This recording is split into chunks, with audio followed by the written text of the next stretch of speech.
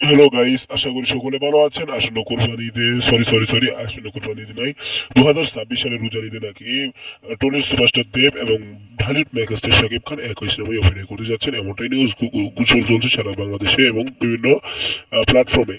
তো আমি যেটা বলি, তারা যদি একসাথে আসে তাহলে বক্স অফিসিয়ালি চাই বক্স অফিসে তারা আসুক। আমি চাই এই ছবিটা রিয়েল এনার্জি প্রোডাকশন, দেব এন্টারটেনমেন্ট, ভেন্টুরাস এবং আমাদের এসকে ফিল্মস দিয়ে প্রযোজনা করা হোক এবং এটার পরিচালক থাকুক মেহেদী হাসান হৃদয়। কারণ মেহেদী হাসান হৃদয় ভালোভাবে কোনো ছবি বানাতে পারে, তাহলে মেহেদী হাসান হৃদয় যদি এই ছবিটা বানায় তাহলে ভালো হবে আমার মনে হয়।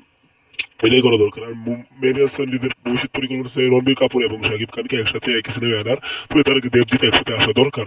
তো যেটাই হোক, এটা আমাদের এটা পরিকল্পনায় রাখা উচিত।